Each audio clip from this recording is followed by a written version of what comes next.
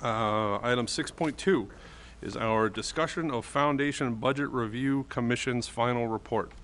I will say this actually was suggested to me by Ms. Peters, and the state, you might have to help me with this, the state, as part of the last year's budget bill, recommended a Foundation Budget Review Commission, which was chaired by Senator Sonia Chang Diaz and Representative Alice Paish. And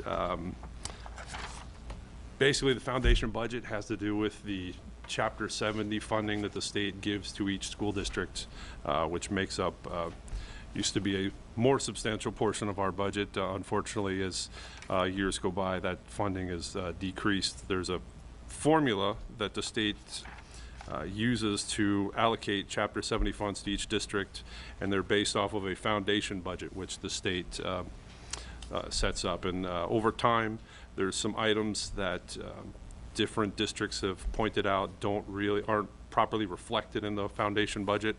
And so this commission did a full review over many months and gave a final report October 30th of 2015. And some of the issues that they talked about in this report were, first, the way that health insurance is factored into the foundation budget, and they recommended some adjustments. An issue about special education and the way that the enrollment rates and sort of the out-of-district costs are captured in the foundation budget. Some issues with English language learners and the way those costs are factored in, as well as low-income students. So this I actually found particularly interesting, as the commission in their final report made a series of findings where they were looking at and discussing the extra costs that districts that have a substantial number or substantial percentage of low-income students, sort of the extra burdens and costs that are associated with properly educating those students. And I'll read some right from this report on page 10. So, among districts which had successfully carried out turnaround efforts, either district-wide or at select schools within the district, many common themes and best practices emerged as worthy replication in the effort to better meet the demands of ELL and low-income learners and reduce remaining achievement gaps, a few of which follow. Number one, extending the school day or year. This was among the top of the strategies identified as having been successful in the schools where it was tried. It is often extended to allow both more learning time for students and common planning time for teachers and staff. More time is frequently viewed as essential to overcoming existing deficits in learning and achievement. Number two, social and emotional needs, mental and physical health. Although educators are quick to stress that social and emotional needs are different and distinct from mental health, almost everyone interviewed stressed that the growth of need in this area has been staggering. Many asserted that they could not have accurately predicted in 1993 or even 10 years ago how much more effort and cost would be needed to ensure an adequate supply of social workers, guidance and adjustment counselors, wraparound coordinators, and other staff to ensure that the needs of their students are met and that students arrive school stable and ready to learn. Number three was instructional improvement. Improving instruction is usually key to any successful school turnaround, and several strategies emerge as valuable here. Increased and improved professional development, common planning time for teachers and staff, and the use of instructional teams and instructional coaches. Number four is targeted class size reductions for the highest need populations. And then fifth was early education, full-day kindergarten, and full-day pre-K, which, reading through that, I was actually struck by how we as a district have been implementing every single one of those noted items in an attempt to properly educate all of the students in our district and meet the needs, the increasing needs of all of the populations. But so basically what we all come down to after reading this report, many school committees around the state have been passing a resolution calling for the full funding of the Foundation Budget Review Commission's recommendations. Obviously, as I said before, the state's Chapter 70 money, I think in our district, used to fund more like a third of our entire budget, and over the last 5-7 years, that's more like a quarter of our school department budget, which obviously in the face of these increased needs of our populations and increased costs, which are not being covered, the burden for that falls on our local property taxes and the local townspeople.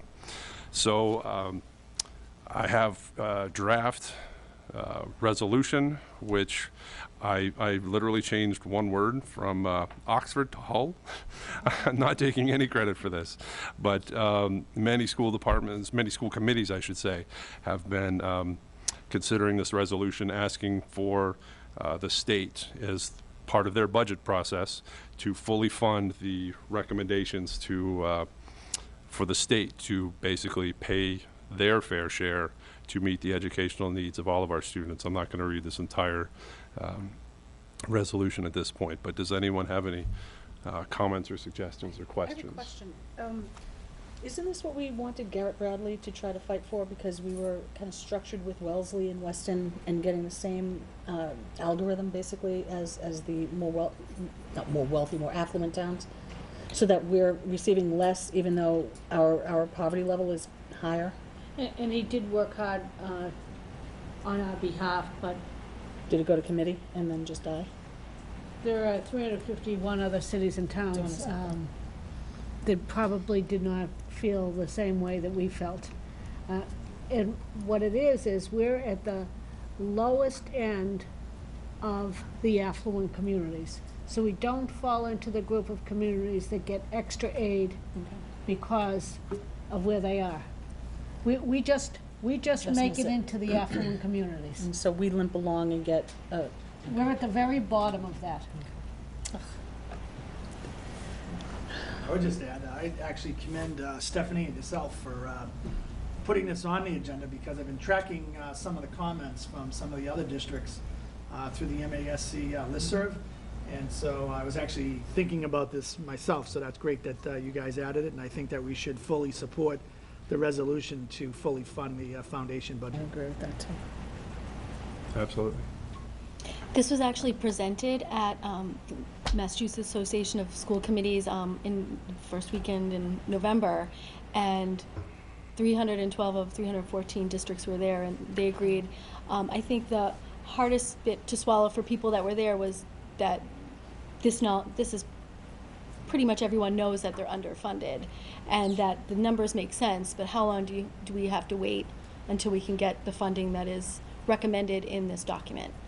And so that was kind of the big pushback. So supporting this document is definitely a good thing.